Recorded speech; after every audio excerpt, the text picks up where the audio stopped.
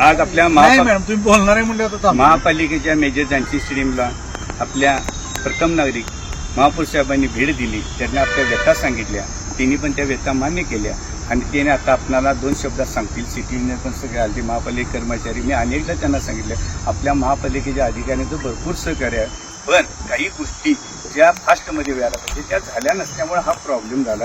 आता तिने मनावरला सॉल्व्ह करतो म्हणले.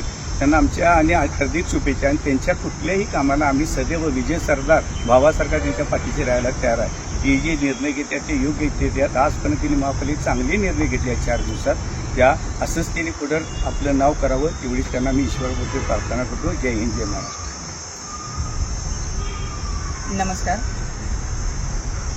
ध्यानचंदजी हॉकी स्टेडियम या ठिकाणी आज व्हिजिट देत आहे आणि त्या प्रसंगी आमचे आदरणीय आमचे मार्गदर्शक हॉकीसाठी ज्यांनी स्वतःचं आयुष्य वाहिलेलं आहे असे सरदार साळुंखे साहेब, तसेच सर्व सन्माननीय पदाधिकारी, अधिकारी आणि सर्वच नागरिक. खूप आनंदाची गोष्ट ही आहे की मला असं वाटतं कळीला अधिकार असतो फुलण्याचा, फूल होऊन जगण्याचा, पण तिच्यासाठी खूप महत्त्वाचा असतो एक किरण आशेचा. आणि असा आशेचा किरण आदरणीय सरदार साळुंखे साहेब यांच्या अनुषंगाने मार्गाने सर्वच कोल्हापुरातीलच नव्हे तर सर्व महाराष्ट्रातील हॉकीच्या विद्यार्थ्यांसाठी आशेचा किरण मिळाला आहे असं म्हणलं तर काय वावगं यासाठी ठरणार नाही.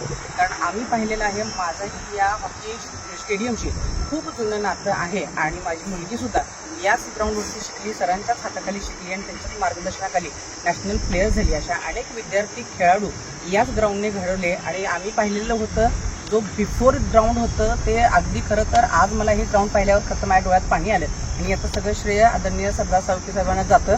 आणि मला असं वाटतं की हा माझासुद्धा एक जीवाचा विषय असल्यामुळं इथे लागेल ते सरदार साळुंखे साहेब ज्या काही मागण्या करतील त्या आम्ही नक्कीच फुलफिल लवकरात लवकर करू. त्यांच्या मनाचं समाधान मात्र आम्ही नक्कीच करू. थँक्यू.